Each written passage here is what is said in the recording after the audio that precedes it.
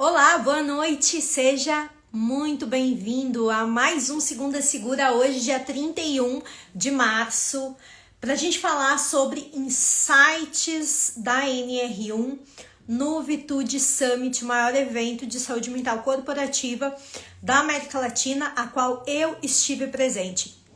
Se você está aqui pela primeira vez, o Segunda Segura é uma live que eu faço toda segunda, obviamente, né? O nome já traz, para a gente justamente começar a semana falando de temas que são importantes para quem está no dia a dia da liderança, vivendo a cultura organizacional.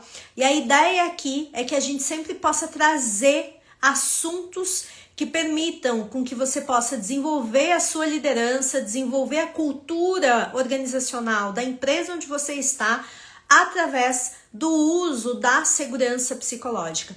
Que ao longo das nossas conversas, você vai perceber que segurança psicológica hoje é a base para organizações que aprendem, é a base para transformação, para aumento de resiliência, para performance das equipes e, obviamente, para a saúde mental dos colaboradores.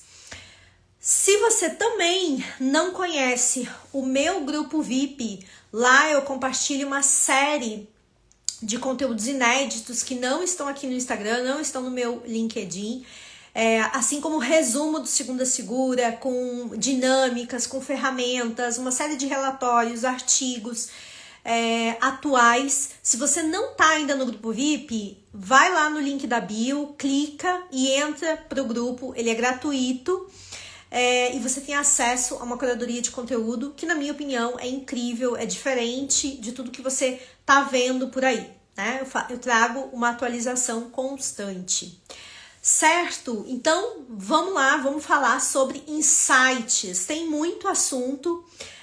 Eu separei aqui para conversar com vocês os principais, né? Porque se eu fosse pegar todas as minhas anotações e todos os insights, a gente ia ficar a noite toda conversando aqui a respeito deste assunto, certo? Então, vamos lá. Lembrando, né? Assunto do dia.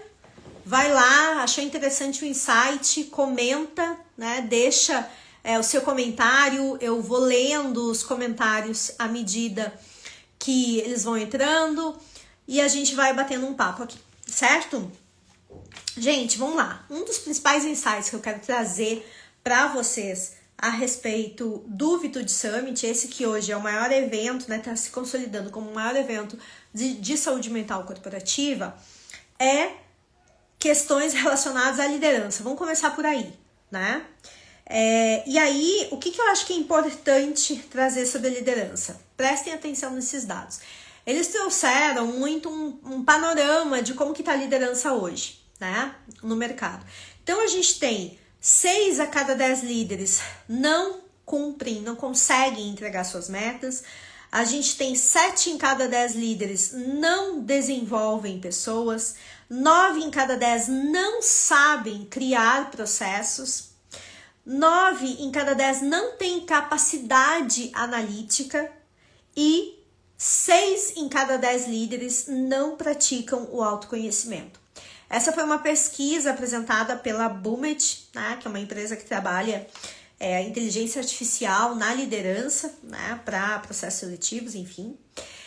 E o que eles trouxeram? E aí, com base nisso, eles trouxeram que 78% das lideranças são disfuncionais. Então, esses dados que eu trouxe para vocês foram dados, aliás, que saíram na Harvard Business Review.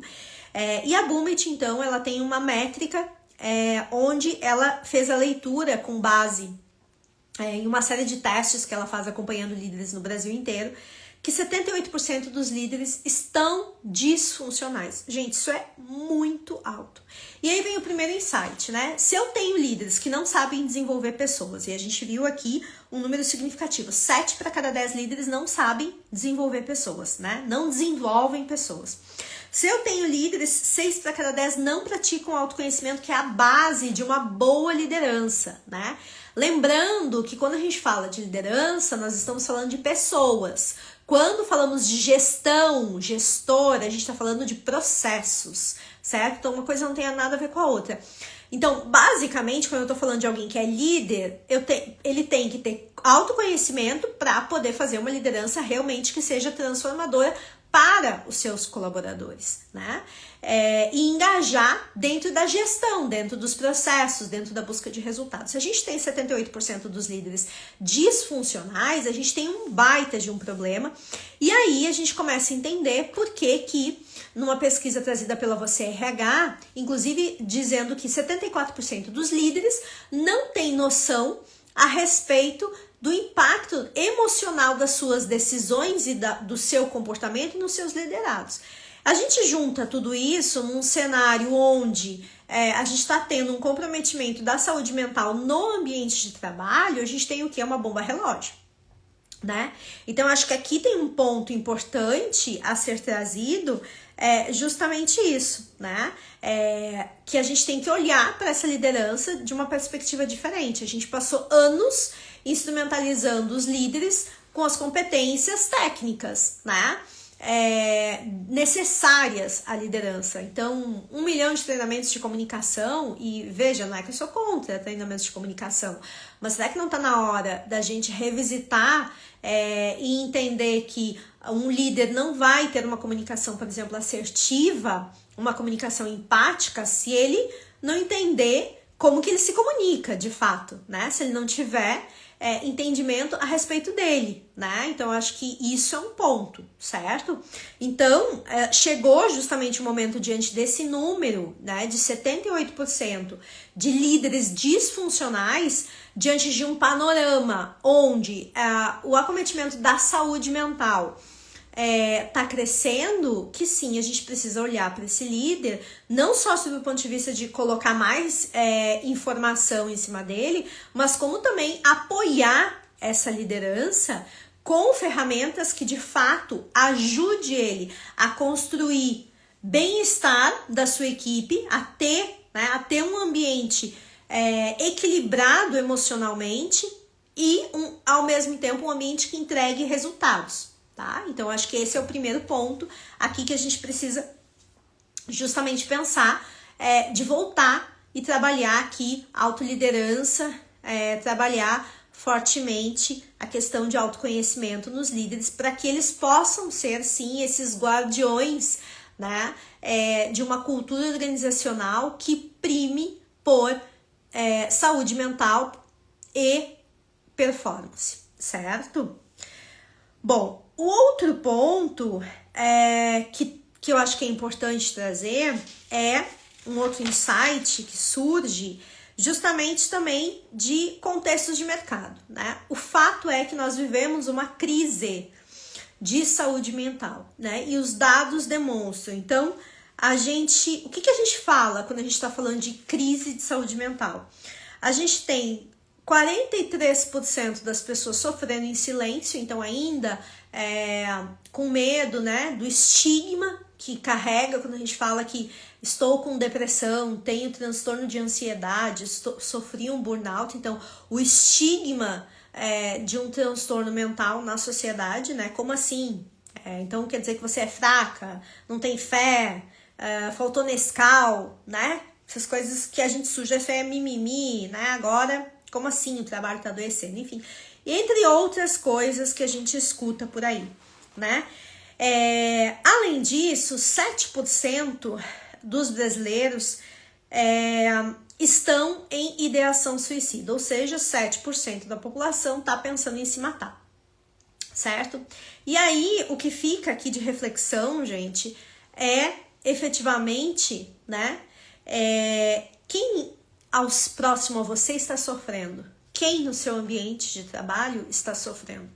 Se as organizações não fizer algo, daqui um tempinho a gente vai parar, né? Nós vamos parar. Se a gente está vendo aí 67% de afastamentos devido a transtornos mentais, que foi esse o número, né, que o INSS trouxe de afastamentos, quem perto da gente está sofrendo que a gente não sabe, né? Então, 7% dos brasileiros em ideação suicida é um número muito significativo, né? Então, acho que o que eu deixo aqui é a gente pensar o quanto a gente está conseguindo olhar para o lado e perceber no nosso ambiente de trabalho, dentro dos nossos colegas, quem é essa pessoa que está sofrendo? Será que tem espaço para conversar sobre isso?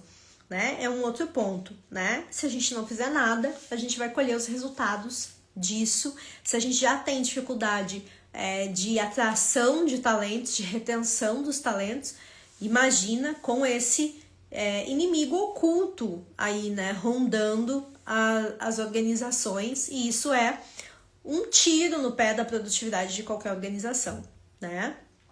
Então, acho que esse é um outro ponto. Outro ponto ainda nos dados que foram trazidos, que eu acho que foi muito significativo também, é que a média brasileira em termos de presenteísmo, e quando a gente olha presenteísmo, é aquelas pessoas que estão no seu posto de trabalho, elas não foram afastadas, elas não estão com atestado, mas elas estão no seu lugar de trabalho, mas elas não estão ali, né? Elas estão se esforçando, elas estão tentando, mas elas não estão conseguindo performar, produzir, acessar realmente na totalidade seus talentos, porque estão adoecidas, né? Então elas não estão afastadas, mas elas não estão conseguindo render, né? Elas estão se esforçando para isso, mas elas não conseguem. Quando a gente fala de 31% de presenteísmo, a gente olha o número isoladamente, isso parece assim, poxa, é muito, mas eu não sei quantificar. Então pensa o seguinte, é como se 1/3 da tua folha de pagamento, né, 1/3 da tua folha de pagamento fosse jogado todos os meses fora, né, como se você rasgasse. Eu não sei você, mas quando eu olho para esse número e eu penso que, como assim, 1/3 da minha folha de pagamento está sendo rasgado, dinheiro rasgado, colocado na lata do lixo, eu começo a pensar que eu estou fazendo uma série de esforços para aumentar resultado, para aumentar EBITDA, para crescer a empresa. Bom, talvez o resultado desse crescimento e a busca desse resultado esteja de eu olhar para dentro, né? Eu olhar para dentro da minha organização e verificar quais são as oportunidades que eu posso fazer para alcançar as metas. E muitas vezes tem a ver com que a gente gerenciar este item de presenteísmo e olhar para isso, né?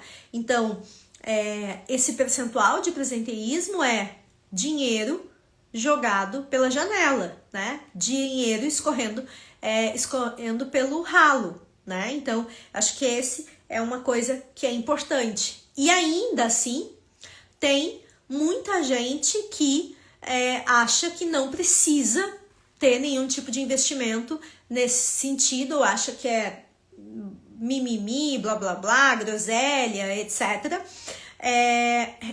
E a gente tá falando aqui desse impacto, né? Bom, então, gente, eu acho que aqui fica, né, da gente justamente pensar que pessoas adoecidas, elas impactam e geram outras pessoas adoecidas, né? Então, uma liderança adoecida vai gerar uma equipe adoecida. Pessoas adoecidas na equipe vão gerar pessoas adoecidas, né? E assim é um efeito em cascata, é multiplicador, é exponencial.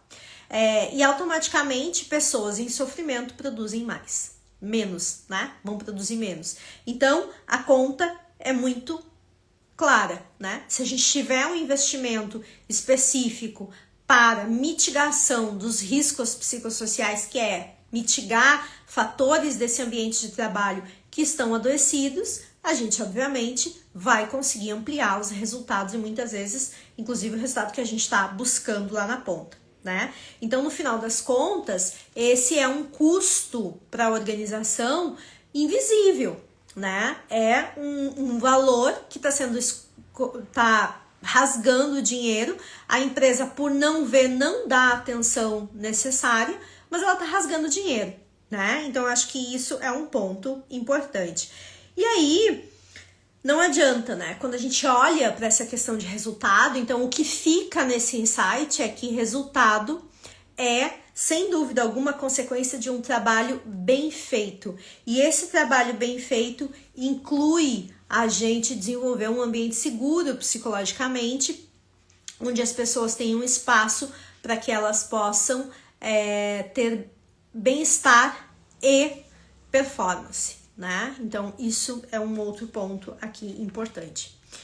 Outro ponto que eu quero trazer para vocês é que foi deixado muito claro ao longo desse congresso do Vitude Summit uma coisa super importante que é, né, a NR1 é mais do que uma obrigação, né?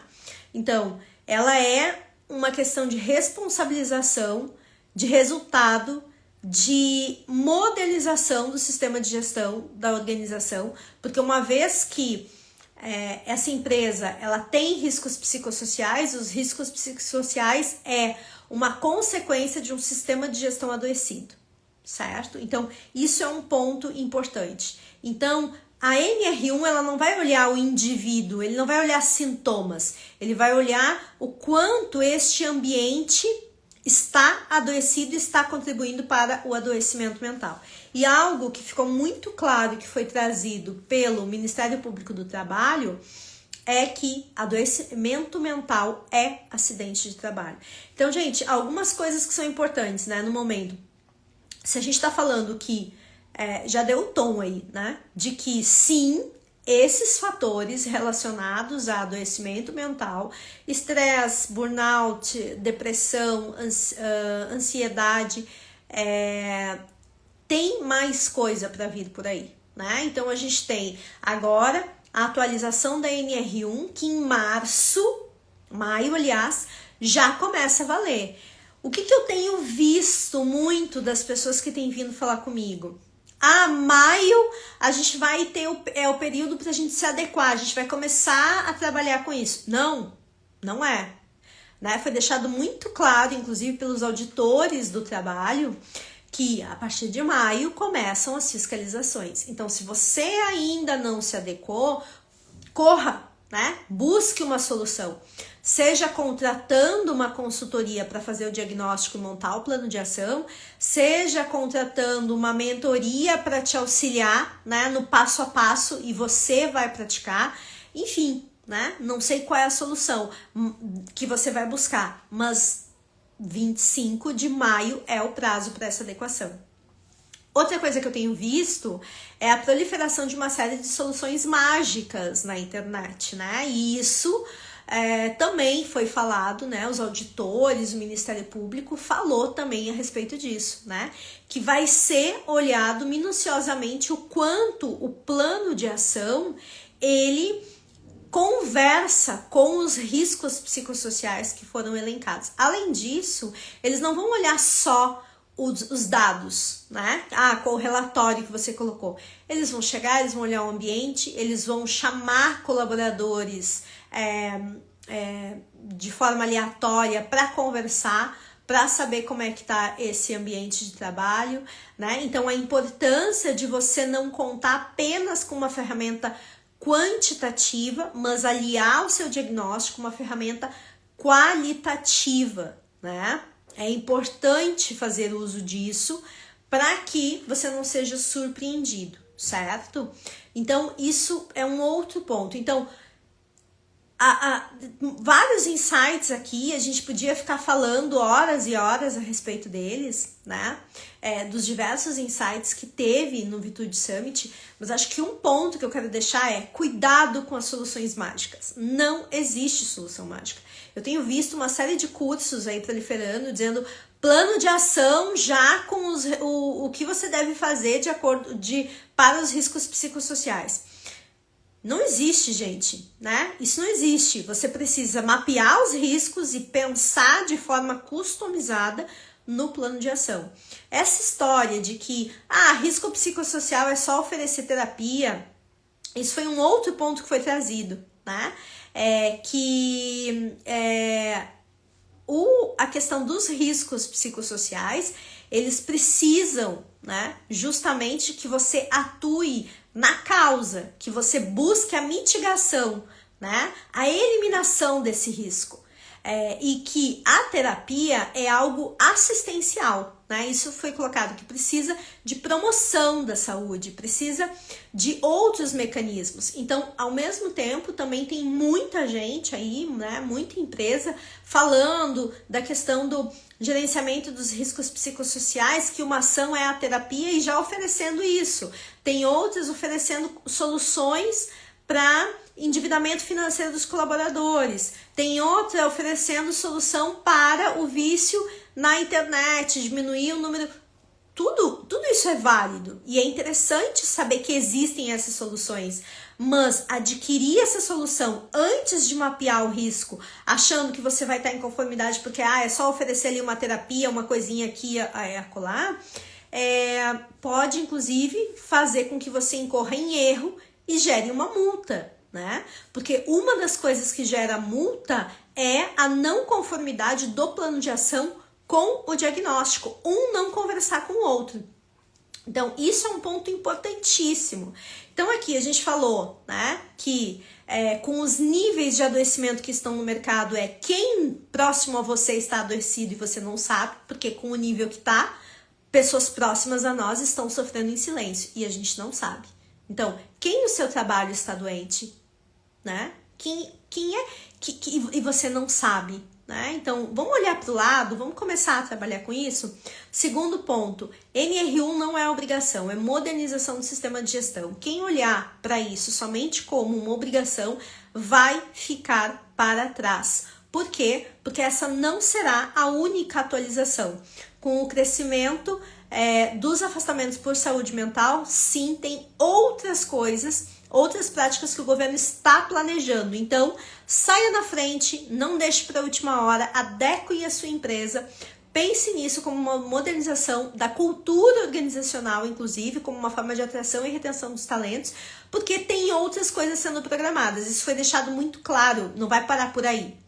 A fiscalização vai ser muito justa e robusta nessa questão da aplicação da NR1 e da conformidade com as outras normas. Então, né, isso, assim, não faça o que muita gente tem feito, que é compra lá um pack de NR já com os sistemas todos prontos, ou pagar 200 pila e tô ok, né? Isso, os auditores nesse congresso foram falando, inclusive, que isso é um fator que eles já percebem de cara, né? Aquele plano de ação super generalista, que não conversa com o diagnóstico, não conversa com o que eles estão vendo, não conversa com aquilo que o colaborador está trazendo, e isso é um fator de geração de multa, né?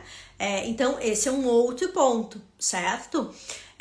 E acho que só o ponto deles terem trazido que adoecimento mental também é acidente de trabalho, gente, já dá o tom de como vai ser a fiscalização a respeito dessa questão dos riscos psicossociais. Então, saiba que o prazo termina em 25 de maio de 2025, né? Você tem que estar tudo redondinho até 25 de maio. Então, se você ainda não fez a sua parte, você ainda está perdido, não sabe para onde ir, corra, né? Já saiu atrasado. É importante utilizar o método Quanti e Quali para que você esteja adequado, né? Não use apenas um instrumento, apenas uma forma. Procure justamente aliar as duas coisas. Se você não sabe como fazer, conte com uma consultoria especializada para fazer isso, ou com uma mentoria que vai te orientar no passo a passo, né, sobre isso. E para quem tá super perdido, não sabe para onde ir, já sabe, eu fiz um guia, né, de adequação à NR1, escrevi efetivamente quais são os impactos, quais são os riscos, quais são os instrumentos, como que você trabalha a questão da segurança psicológica para trabalhar a mitigação, trabalhar na causa raiz, né, não só na consequência. O que você tem que olhar, né, para justamente trabalhar o topo do iceberg, mas como que você trabalha a base do iceberg. O impacto da política de ESG, né, nessa questão da saúde mental corporativa, enfim. É um guia muito robusto que traz toda a conformidade da NR1, mas amplia a sua visão para além da conformidade e sim para você construir um diferencial competitivo na sua organização. Além de trazer também nesse guia o impacto que a liderança e a importância que a liderança tem neste processo, certo? Para você saber mais, para acessar esse guia, é muito simples, é só você ir no link da bio e aí você acessa o guia prático de adequação à NR1 para descomplicar essa questão da conformidade e deixar mais claro para você o que você deve fazer. E tem uma questão, quem adquirir o guia até 8 de abril vai ter uma mentoria no dia 9, onde eu vou tirar dúvidas, então de uma forma super personalizada, né? Então se você tem dúvidas, você pode entrar na mentoria, trazer, a gente discutir caso, enfim, eu vou estar disponível, né? Para quem adquirir até o dia 8, vou estar disponível nesta mentoria. Além disso, no guia você tem uma aula explicando os pontos cruciais dessa questão da NR1, além de um checklist com o passo a passo do que você deve fazer em cada uma das etapas, certo? Então vai lá no link da bio. Se você ainda não começou o processo de NR1, vai no link da bio que realmente vale a pena você ter acesso a esse material. Certo, gente? Então, boa semana e até a próxima segunda, com Segunda Segura aqui às 19h30. Para você não perder o resumo dessa live, eu te convido a entrar lá no meu grupo VIP, que o link também tá na bio. Certo? Abraço, gente, e boa semana. Tchau, tchau.